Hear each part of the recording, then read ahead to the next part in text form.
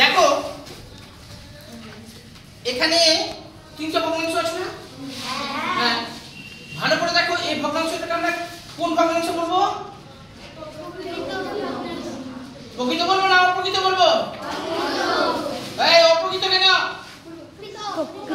প্রকৃত ভগ্নাংশ বলবো। দেখো উপরে এক, অর্থাৎ উপরটাকে আমরা লব বলি, নিচেরটাকে হর বলি। হর বড়, যেখানে যে ভগ্নাংশে হর বড় থাকবে লব ছোট থাকবে তাকে আমরা বলবো প্রকৃত ভগ্নাংশ।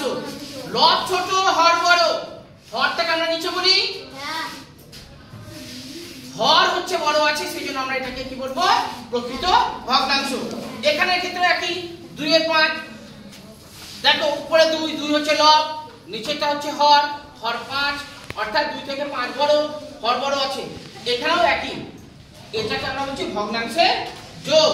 ভগ্নাংশের যোগ, ভগ্নাংশের যোগের ক্ষেত্রে আমরা কি করি? হরগুলো লসাগু করি না? হরগুলো লসাগু করি তো? এর আগে দিন কিছু বলেছিলাম, দেখো তো এই হরগুলোর কি লসাগু যাবে? লসাগু হবে না?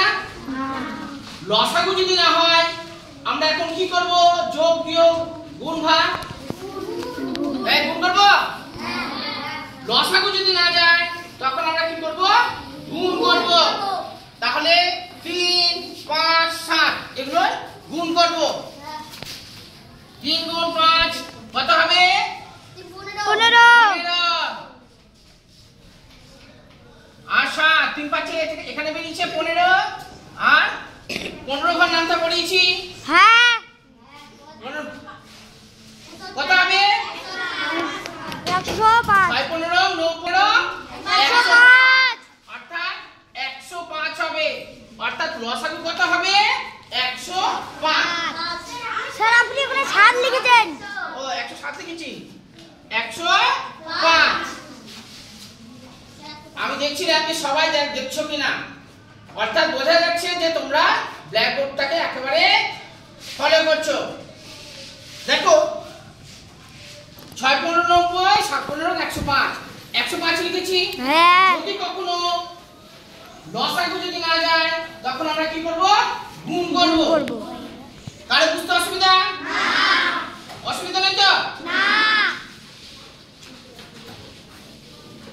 105 টাকে আমরা কোথায় লিখবো? এই যে লিখে দিলাম, 105 লিখেছি। এবার দেখো এই হর দিয়ে এই 105 টাকে ভাগ করব। 3 দিয়ে আমরা 105 টাকে ভাগ করব। ভাগ করে যা পাবো, ভাগ করে আমরা যা পাবো সেটা দিয়ে আমরা কি করব?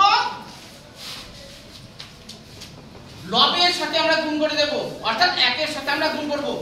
এটা দিয়ে এটাকে ভাগ করলাম, যা পেলাম সেটা দিয়ে আমরা 1 এর সাথে গুণ করে দেব। কারো বুঝতে অসুবিধা? না। তাহলে এখানে 105 লিখে দিই, আর 3 দিয়ে ভাগ করছি। 3 3 দুগুণে 3 3 কত হবে? 3 4 4 দিতে পারবো আমরা? না, দেওয়া যাবে না। তাহলে 3 3 দিয়ে 9। বিয়োগ করে কত হবে? 1 না 2? 1 হবে। আর 5টাকে নামিয়ে দিলাম। 3 এর মান তো বড় 15 আসে। হ্যাঁ, 3 5 15। 3 5 15। তাহলে নিয়ে গেল। কত পেলাম আমরা? 35। এটা দিয়ে এটাকে ভাগ করে আমরা 35 পেয়েছি। এবার 35 দিয়ে আমরা 1 কে গুণ করব। 35 কে 35 দিয়ে যদি আমরা 1 কে গুণ করি কত পাবো? 35। 35 কে 35। এই পর্যন্ত কারো বুঝতে অসুবিধা? না। এই 3 দিয়ে আমরা 105 টাকে ভাগ করলাম, পেলাম হচ্ছে 35। 35 দিয়ে আমরা হরটাকে গুণ করে নিয়ে এখানে বসিয়েছি 35।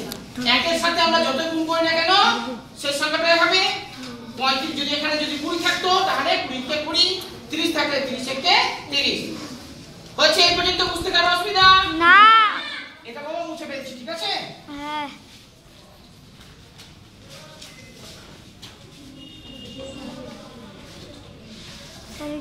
এবার 5 দিয়ে 105 টাকে কি করব? আমরা ভাগ করব।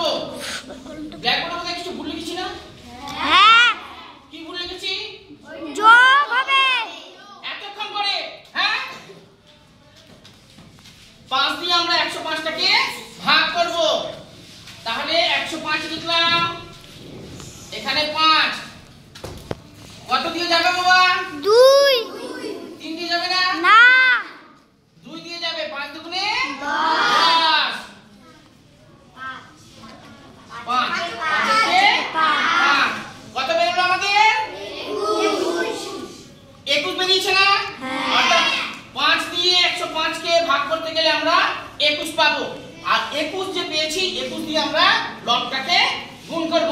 42 কত হবে? 42 বোঝা গেছে? কারো যদি মনে হয় যে ব্যাকেটে তুমি গুণ করবে, গুণ করে দেখাবে, সেটা করতে পারো, সেই ক্ষেত্রে কোনো অসুবিধা নেই। আমি কি করলাম, 5 দিয়ে 105টাকে ভাগ করলাম, 21 পেলাম। 21 ভাগ করে যা পাবো তা দিয়ে আমরা কি করব, লবকে গুণ করব। 21 পেয়েছিলাম, 21 দুগুণে 42। কারো বুঝতে অসুবিধা? না। এটা বুঝতে পারবো? হ্যাঁ। এবার 7 দিয়ে আমরা 105 কে ভাগ করব। 7 দিয়ে 105 কে ভাগ করব। তাহলে করে দিই। 7 কত দিয়ে যাবে? 1 না 2? হ্যাঁ। 2 দিতে গেলে বেশি হয়ে যাবে। বিয়োগ করে কত পাবো?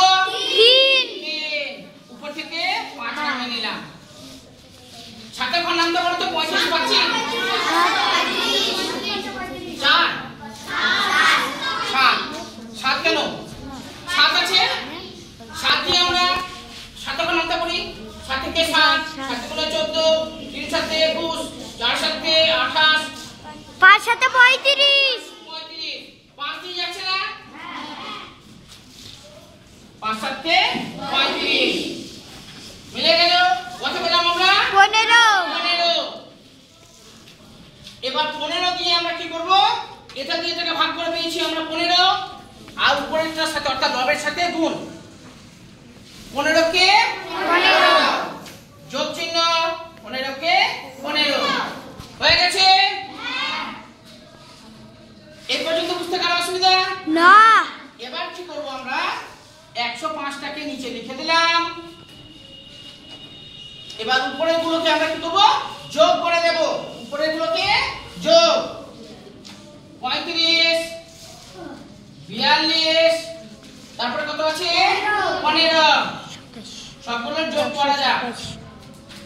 মনে হয় যোগ করি তাহলে। 5 আর 2 কত? 12 5 আর 2 7 7। তাই করে 12 7 আর 5 12, 12 2 হাতে থাকে 1, 107 হবে না। 4 আর 4 8, 8 কে 9। না হবে না। তাহলে কত বেরোলো আমাদের? 99 বোঝা গেছে? হ্যাঁ।